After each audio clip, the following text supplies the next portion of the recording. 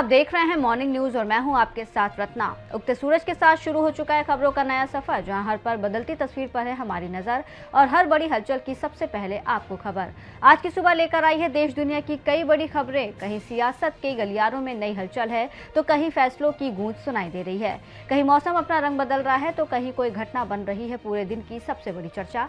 आपके दिन की शुरुआत होगी उन खबरों के साथ जो आपके लिए हैं सबसे जरूरी, क्योंकि खबर सिर्फ जानकारी नहीं होती, खबर होती है बदलाव की आहट, आने वाले कल का संकेत और समय की सबसे सटीक तस्वीर। देश की राजनीति से लेकर दुनिया के बड़े मंचों तक, अर्थव्यवस्था से लेकर खेल के मैदान तक और मनोरंजन की दुनिया से लेकर हर खास अपडेट तक हम पहुंचाएंगे हर खबर आप तक सबसे तेज, सबसे विश्वसनीय और सबसे अलग अंदाज में। तो तैयार हो जाइए, क्योंकि अब शुरू होने जा रहा है आज की 10 सबसे बड़ी खबरों का सुपर फास्ट सफर। देश में मानसून के आक्रामक प्रहार के बीच मौसम विभाग ने एक मुश्किल भरा अलर्ट जारी कर दिया है। मौसम विभाग के पूर्वानुमान के मुताबिक आज यानी 24 अगस्त को यूपी, बिहार समेत 22 राज्यों में मूसलाधार बारिश और आंधी की चेतावनी जारी की गई है। इस दौरान 80 से 85 किलोमीटर प्रति घंटे की रफ्तार से तेज आंधी चलेगी। इस आंधी की वजह से बड़े बड़े रिक्शों को नुकसान होने की आशंका है। कर्नाटक की राजनीति में एक बार फिर वाल्मीकि कॉर्पोरेशन विवाद को लेकर घमासान तेज हो गया है। विधानसभा में विपक्ष के नेता आर अशोक ने ऐलान किया कि बीजेपी और उसकी सहयोगी जेडीएस आज 24 अगस्त को बेंगलुरु में विधानसभा का घेराव करेगी। विपक्ष की मुख्य मांग प्लानिंग और स्टैटिस्टिक्स मंत्री बी नागेंद्र को मंत्रिमंडल से हटाने की। इलाहाबाद हाईकोर्ट ने आदेशों के पालन में टालमटोल पर गंभीर रुख अपनाते हुए पुलिस प्रमुख और महाधिवक्ता को आज 24 अगस्त को व्यक्ति रूप से तलब किया है। ये आदेश न्यायमूर्ति समीर जैन की एकल पीठ ने महोबा के श्रीनगर थाने में दर्ज हत्या मामले में आरोपित पुष्पराज सिंह उर्फ बबलू की जमानत अर्जी की सुनवाई करते हुए दिया है। उत्तर प्रदेश के आगरा में सावन के चौथे और अंतिम सोमवार को लेकर यातायात पुलिस ने शहर में विशेष ट्रैफिक व्यवस्था लागू कर दी है। आज सोमवार 24 अगस्त को बड़ी संख्या में शिव भक्त मंदिरों में पूजा अर्चना और जलाभिषेक के लिए पहुंचेंगे।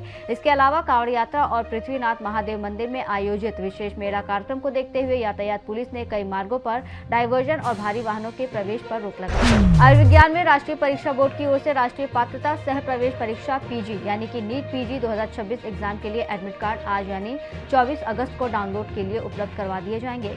प्रवेश पत्र ऑनलाइन माध्यम से बोर्ड की ऑफिशियल वेबसाइट पर उपलब्ध करवाए जाएंगे, जहां से आप लॉगिन डिटेल दर्ज करके NEET PG hall ticket 2026 download कर सकेंगे। जेपीएससी जेएसएससी भ्रष्टाचार मुक्त भर्ती अभियान को अब भर्ती व्यवस्था सुधार यात्रा से नई गति मिलेगी। पिछले करीब 26 दिनों से चल रहे जेपीएससी जेएसएससी सीजीएल आंदोलन के स्थगन के बाद नए सिरे से पूरे राज्य में भ्रष्टाचार मुक्त भर्ती अभियान के तहत भर्ती व्यवस्था सुधार यात्रा चलाई जाएगी।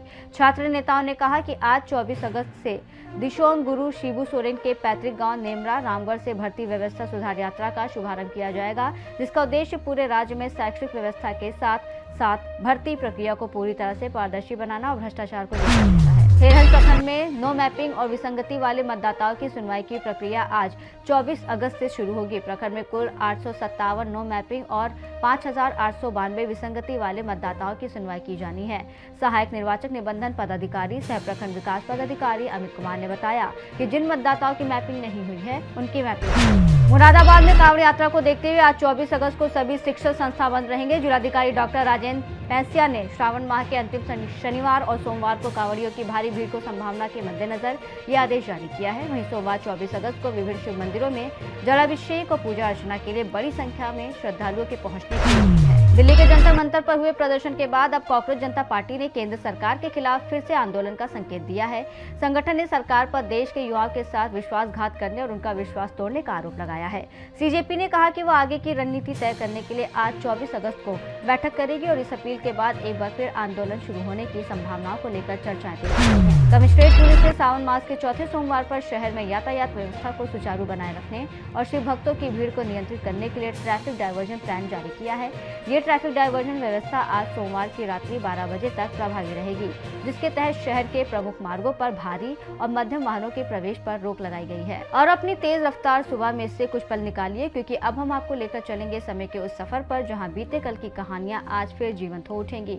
ये सफर सिर्फ तारीखों का नहीं है, ये उन यादों, घटनाओं और किरदारों से मुलाकात है जिन्होंने इतिहास के पन्नों पर अपनी अमिट छाप छोड़ी।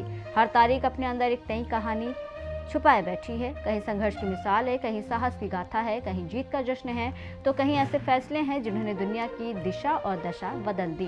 तो पेश है हमारा खास सेगमेंट आज का इतिहास। साल 1600 में आज के दिन ईस्ट इंडिया कंपनी का पहला जहाज हेक्टर सूरत के तट पर पहुंचा।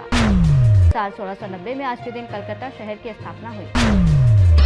साल 1814 में आज के दिन ब्रिटिश सेना ने व्हाइट हाउस को आगे के हवाले कर दिया। साल 1891 में आज के दिन थॉमस एडिसन ने काइनेटोग्राफिक कैमरा और काइनेटोस्कोप के लिए पेटेंट प्राप्त किया। यही तकनीक आगे चलकर चलचित्र में तब्दील हुई।